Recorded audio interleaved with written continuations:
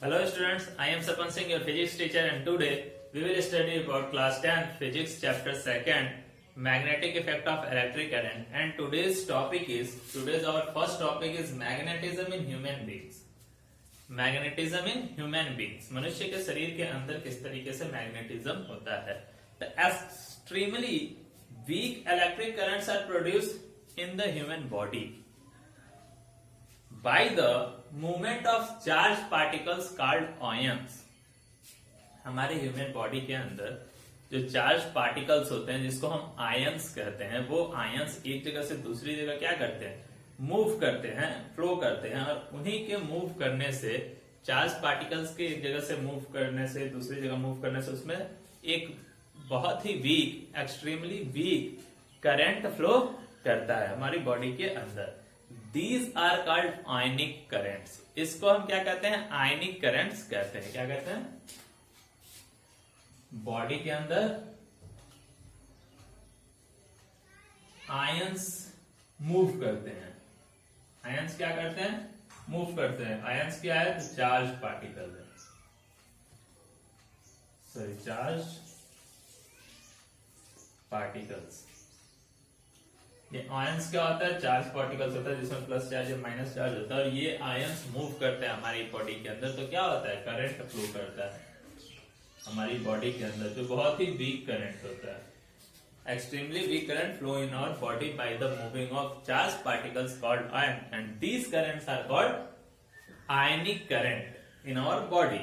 Now we have studied whenever there is an electric current, a magnetic field is produced in our body. हम जानते हैं कि जब कोई भी करंट फ्लो करता है तो अपने चारों तरफ क्या करता है, मैग्नेटिक फील्ड क्रिएट करता है, प्रोड्यूस करता है. तो जब हमारी बॉडी के अंदर एक वीक करंट फ्लो कर रहा है चार्ज पार्टिकल आयंस के मूव करने से, तो हमारी बॉडी के अंदर भी मैग्नेटिक फील्ड क्रिएट होता होगा. So when the weak ionic currents flow along the nerve cells, they produce magnetic field in our body. For example, when we try to touch something with our hand, our nerves carry electric impulse to the appropriate muscles.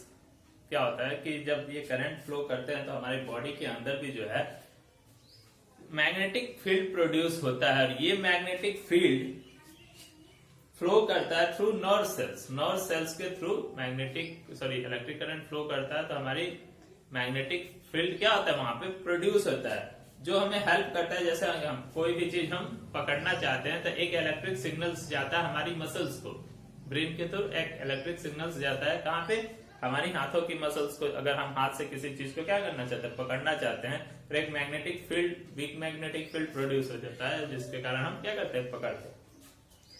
The magnetism produced in the human body is very very weak as compare to the earth magnet. जो magnetism human body के अंदर होता है वह अगर अर्थ से हम compare करें तो बहुत ही वीक होता है, बहुत ही कमजोर मैग्नेटिज्म होता है. क्यों, क्योंकि एक वीक करंट फ्लो होता है. वीक करंट फ्लो होगा तो मैग्नेटिज्म भी क्या होगा, वीक ही होगा. The two main organs of human body where the magnetic field produce is quite significant are the heart and the brain. जो दो मेन ऑर्गन्स हमारी बॉडी के अंदर होते हैं जिसके अंदर मैग्नेटिज्म का प्रोड्यूस होता है मेनली, जिसको हम कहें मुख्य रूप से, वो क्या होते हैं, दो ऑर्गन्स होते हैं. पहला हमारा हार्ट होता है और दूसरा ब्रेन. हार्ट और ब्रेन, ये दो ऐसे ऑर्गन्स होते हैं जिसमें मुख्य रूप से जो है मैग्नेटिज्म क्या करता है, वर्क करता है. अब इसका यूज क्या है हमारी डेली लाइफ में, the magnetism produce inside the human body by the flow of ionic current from the basis of technique called magnetic resonance imaging. Magnetic resonance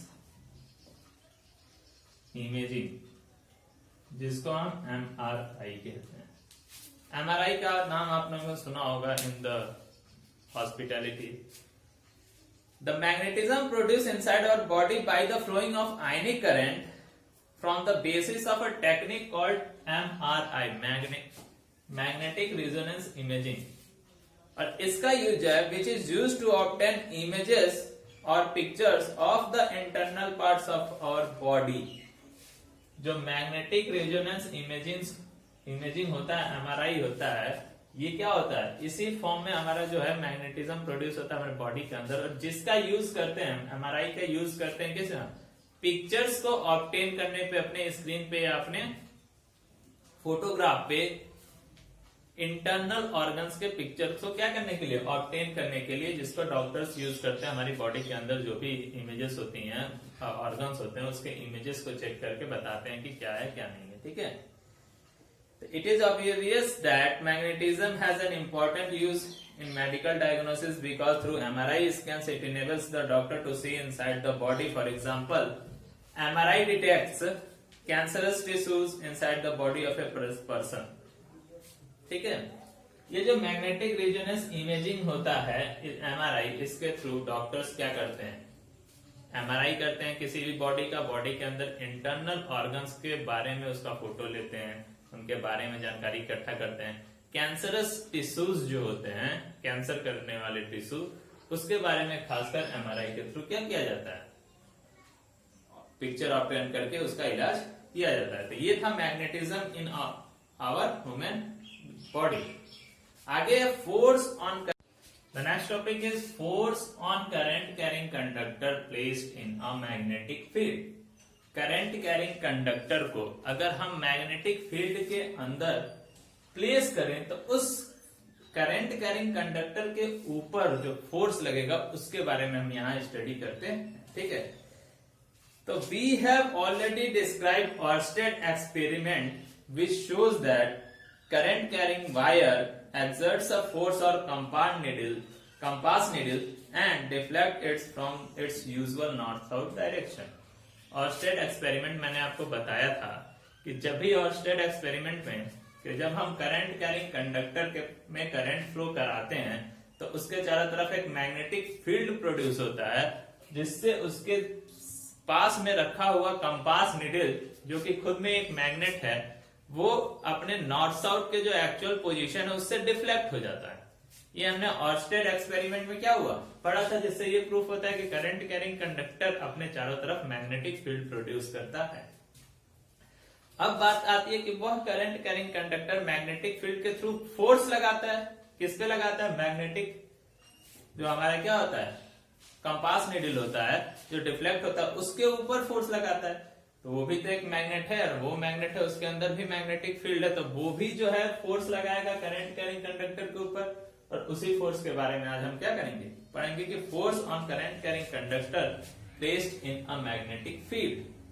A magnet exerts a mechanical force on a current carrying wire, and if there is free to move, the force can produce a motion in the wire.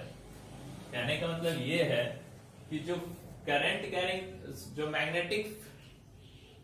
Magnet होता है, जैसे compass needle हो गया, वो क्या है magnet है, तो उसी तरीके से कंपास नीडल की जगह एक दूसरा हम मैग्नेट लेके आए और करंट कैरिंग कंडक्टर के पास में क्या लगाएं, एक मैग्नेट लगाते हैं, तो उस कंडीशन में हम देखेंगे कि वो मैग्नेट जो है उस करंट कैरिंग वायर पे फोर्स लगाएगा।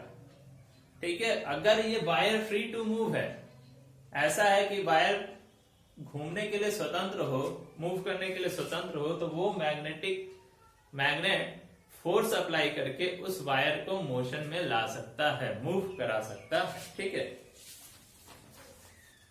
ऐसा होता क्यों है? So when the current carrying conductor is placed in a magnetic field, a mechanical force exerted by the magnet to the conductor which make the conductor move. ठीक है, जो भी हमारा मैग्नेट होता है वो एक फोर्स लगाता है। जैसे अगर हम बात करें यहाँ पे,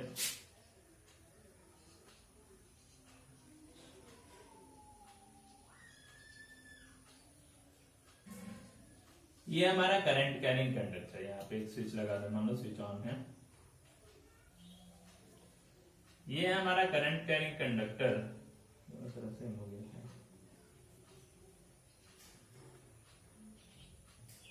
ठीक है, यहां से करंट क्या कर रहा है, फ्लो कर रहा है।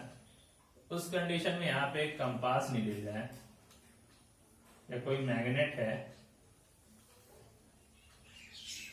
अगर ये वायर फ्री टू मूव है तो ये मैग्नेट इस वायर पे क्या लगाएगा, फोर्स अप्लाई करेगा, और फोर्स अप्लाई करेगा, और अगर ये कंडक्टर या वायर जो है फ्री टू मूव है, तो ये वायर इस फोर्स के थ्रू क्या करेगा, मूव करना शुरू कर देगा। ठीक है, इसको कहते हैं force on current carrying conductor placed in a magnetic field.